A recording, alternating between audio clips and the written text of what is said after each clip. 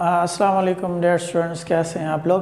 ہم جو چیپٹر وہ پڑھ رہے ہیں حکومت کی مالیات ہے، جو بجٹ ہے، جو منی ہے، جو پیسہ ہے، زندگی میں سارا اسی کا واویلا ہے۔ تو یہ بہت امپورٹنٹ چیز ہے، اس لیے یہ آپ کی کتاب کے جو پورشن 1 ہے، پارٹ 1 ہے، اس میں بھی مالیات کا ایک طرح سے ایک چیپٹر ہے، اور جو سیکنڈ پورشن ہے اس میں بھی مالیات کا ایک پورشن ہے، اور ہماری ساری تگ و دو بھی مالیات اور پیٹ کے لیے، کمانا اور خرچ کرنا، اس کے لیے آمدنی اور خرچ، یہی زندگی کا جو محور و مرکز ہے ایک حد تک۔ آج تو زندگی ویسے بھی بہت فاسٹ ہو گئی ہے، تو جس طرح سے مالیات اہم ہے، اس طرح سے یہ مالیات کے جو چیپٹرز ہیں وہ آپ کے ایگزامز کے لحاظ سے بھی اہم ہیں۔ تو آپ کے ایگزامز میں جو مالیات کے چیپٹرز ہیں، ان میں سے ہر سال کوئی نہ کوئی کویسچن ضرور آتا ہے۔ یہ جو چیپٹر 10 ہم پڑھ رہے ہیں، اس میں سے کوئی ایسا ایئر نہیں ہے جس میں کوئی کویسچن نہ آیا، تو اس لیے اس میں ہم پڑھ رہے ہیں، اور آج اس کو ہم نے اصولی طور پر آگے نکل جانا تھا ختم کر کے، لیکن کیونکہ یہ چیپٹر اہم ہے، اس میں سے تقریباً ہر سال کویسچن آتا ہے، تو اس لیے اس کا جو ایک اہم پورشن ہے وہ بیسیکلی اسلامک اکنامکس سے ریلیٹڈ ہے، اسلامک فائنانس سے ریلیٹڈ ہے، اور اسلامی مالیات سے ریلیٹڈ ہے، تو اس لیے اس کو ہم تھوڑا سا پڑھیں گے، اور پھر اس کو فنش کر کے نیکسٹ پھر ہم جو ہے وہ انٹرنیشنل ٹریڈ، تجارت خارجہ کی طرف جو ہے وہ جائیں گے۔ تو ہم نے حکومت کی مالیات میں پڑھا تھا کہ ایک حکومت کی مالیات جو وہ بجٹ پہ بیس کرتی ہے، اور بجٹ جو ہے آمدنی اور خرچ کا جو تخمینہ ہے، اندازہ ہے، اس کو ہم بجٹ کہتے ہیں۔ تو بجٹ ہمارے یہاں مرکزی حکومت کا بھی ہوتا ہے اور صوبائی حکومت کا بھی ہوتا ہے، تو اس میں ہم دیکھتے ہیں کہ مرکزی حکومت کی آمدنی اور خرچ کیا ہے، اور صوبائی حکومت کی آمدنی اور جو خرچ ہے وہ کیا ہے۔ تو مختلف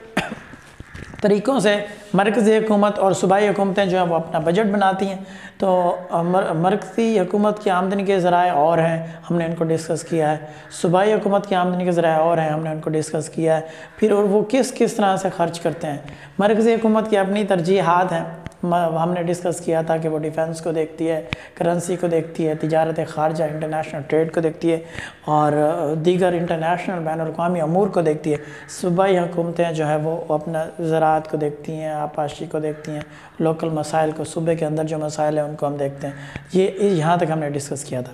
ہم نے جیسے ڈسکس کیا کہ آج جو ہم لیکچر لے رہے ہیں، ہم آگے بھی نکل سکتے تھے، لیکن آج کا لیکچر اس لیے لے رہے ہیں کہ اس میں ایک پورشن ہے اسلامی مالیات کا۔ تو اسلامی مالیات کا اکنامکس میں جو ہے وہ بڑا کردار ہے، بڑا رول ہے۔ دنیا میں مختلف سسٹمز ہیں، جیسے ہم کہتے ہیں کہ ایک سرمایہ دارانہ نظام ہے جس میں آپ کو پرائیویٹ اونرشپ کا حق ہے، آپ کوئی بھی کاروبار کر سکتے ہیں، آپ ذاتی ملکیت رکھ سکتے ہیں، آپ پروفٹ کے پیش نظر چیزیں بناتے ہیں جس میں زیادہ پروفٹ ہو،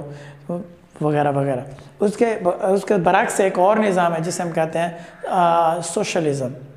یا اشتراکی نظام معیشت، اس کی بھی بہت اہمیت ہے، جس کے بانی کارل مارکس ایک جرمن اکانومسٹ تھے، وہ فلاسفر تھے بیسیکلی۔ انہوں نے یہ کہا کہ there should be no private ownership, ساری چیزیں ہیں جو وہ اسٹیٹ کے انڈر ہوں گی، گورنمنٹ اس کو کنٹرول کرے گی، حکومت کی ملکیت ہوں گی، وہ ایک نظریہ ہے۔ ان دونوں بڑے نظریات کے ساتھ ساتھ ایک تیسرا جو نظریہ ہے، ہم جو اسلامک ممالک میں اس کا کنسیپٹ پایا جاتا ہے، اس سے ہم کہتے ہیں اسلامی معاشی نظام۔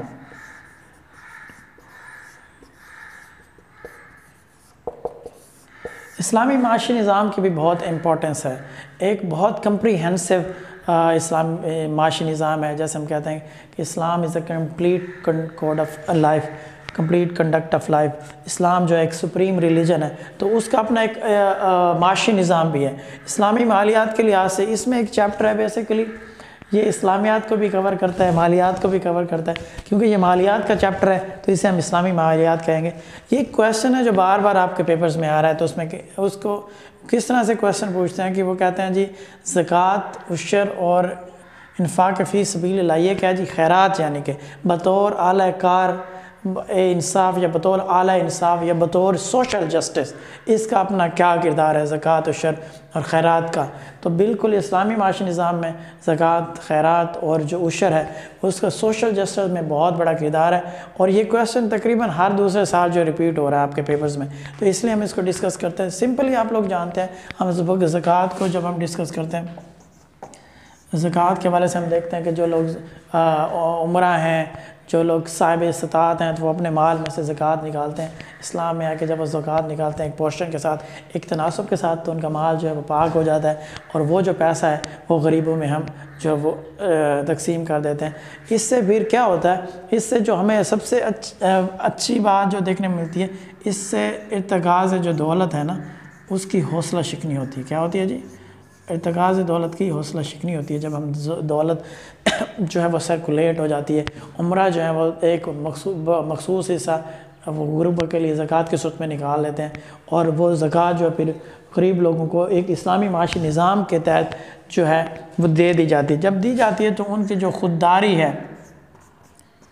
اور ان کی جو عزت نفس ہے، خودداری اور عزت نفس، اس پر بھی کوئی حرف نہیں آتا، کیونکہ وہ اسلامی حکومت کے ایک میکانزم کے تحت اور ایک طریقے سے ان لوگوں تک پہنچ جاتی ہے۔ اس سے ان لوگوں میں خودداری اور عزت نفس جو ہے وہ ان کا جو ہے اس کی پامالی نہیں ہوتی، اور اس کے اندر پھر ان کے اندر ایک حوصلہ آتا ہے، اور اس کے ساتھ ساتھ جو کلاس گیپ ہے، کلاس گیپ کو ہم نے پڑھا تھا کہ دیکھیں آج کے دور میں جو بڑی بیماریاں، معاشی بیماریاں، اس میں یہ ہے کہ جو ہمارا کلاس گیپ ہے وہ بڑھتا جا رہا ہے۔ امیر جو ہے وہ امیر تر ہوتا جا رہا ہے، غریب جو ہے غریب تر ہوتا جا رہا ہے۔ لیکن ہم دیکھتے ہیں کہ اگر اس طرح کی چیزیں ہیں، آپ زکوٰۃ دیتے ہیں تو اس سے ارتکاز دولت کی حوصلہ شکنی ہوتی ہے، اور وہ جو پیسہ امیر لوگوں نے دیا ہوتا ہے وہ ایک میکانزم کے تحت غریب لوگوں کو حکومت جو ہے حکومت وقت پہنچا دیتی ہے، جس سے ان کی خودداری، عزت نفس اور وہ جو ہے پامال نہیں ہوتی، ان کے اندر ایک کانفیڈنس آتا ہے، ان کو جینے کی ایک وجہ ملتی ہے، اور اس کے ساتھ ساتھ جو امیر ہیں ان کا پیسہ غریبوں میں سرکولیٹ ہو جاتا ہے، اور معاشرے میں جو ہے ایک توازن کی فضا قائم ہو جاتی ہے، اور جو کلاس گیپ ہے امیر اور غریب کے درمیان وہ کم ہونا شروع ہو جاتا ہے، جس سے پھر کیا ہوتا ہے جس سے پھر جو معاشرتی برائیاں ہیں، معاشرتی برائیوں کا، جرائم کا جو ہے وہ خاتمہ ہوتا ہے۔ تو اس طرح سے یہ جب ساری چیزیں بہتر ہو جائیں گی تو ہمارا جو سوشل جسٹس ہے وہ پورے طریقے سے معاشرے میں ہمیں نظر آنا شروع ہو جائے گا۔ تو اس طرح سے زکوٰۃ، عشر اور انفاق فی سبیل اللہ، جسے ہم خیرات کہتے ہیں، سوشل جسٹس کے لیے اس کا جو ہے ایک بڑا کردار ہے۔ تو یہ ایک سمپل سا کویسچن ہے، اور اس کو آپ تیار کریں گے تو آپ کو ثواب بھی ہوگا، جب آپ پڑھ رہے ہوں گے تو آپ کو نیکیاں بھی مل رہی ہوں گی۔ اس سمپل سے اسلامک کویسچن کو آپ نے اگنور نہیں کرنا، کیونکہ یہ کئی دفعہ آپ کے پیپر میں آ چکا ہے، تو اس لیے ہم نے اس کو آج اس چیپٹر کو آج ختم کیا۔ اس کو ہم کل بھی یعنی یسٹرڈے بھی ہم اس کو ختم کر سکتے تھے، لیکن ہم نے اس کو ختم نہیں کیا۔ تو اس کو میں نے مختصر صاحب کو ایک تعارف کرا دوں کہ اس میں سے جو کویسچن جو آپ کے آ سکتے ہیں، اس میں مرکزی حکومت کے آمدنی کے ذرائع اور اخراجات پوچھ سکتے ہیں، صوبائی حکومت کی آمدنی کے ذرائع اور اخراجات پوچھ سکتے ہیں، اور تیسرا جو اہم کویسچن ہے وہ پوچھا جاتا ہے پیپر میں، زکوٰۃ، عشر اور خیرات جو ہے بطور اعلیٰ انصاف یا سوشل جسٹس اس کا کیا کردار ہے۔ یہ 3 سوال آپ کے بورڈ کے ایگزام کے لیے بہت امپورٹنٹ ہے، اس لیے اس سوال پہ آج ہم نے اس کو ختم کیا۔ تو اس کو آپ اچھے طریقے سے تیار کریں گے، قطعاً اس سوال کو آپ نے جو غیر اہم نہیں جاننا، اور یہ برابر مارکس ہے جس طرح سے پورے چیپٹر میں سے کویسچن آتا ہے، ایک کویسچن آتا ہے، اور بہت امپورٹنٹ ہے اور بہت آسان ہے، اور ماشاءاللہ آپ نیکیوں کے بھی پیچھے رہتے ہیں۔ یہ تیار کریں گے تو آپ کو نیکیاں بھی ملیں گی، اور آپ کو اسلامک سسٹم کی بھی سمجھ آئے گی، اور میں امید کرتا ہوں اگر اللہ آپ کو بہت زیادہ پیسے دے گا تو آپ زکوٰۃ، عشر اور خیرات بھی نکالیں گے۔ اس کے ساتھ ہی آج کا لیکچر جو ہے وہ ختم ہوتا ہے، اگلے لیکچر میں ملتے ہیں۔ اللہ حافظ۔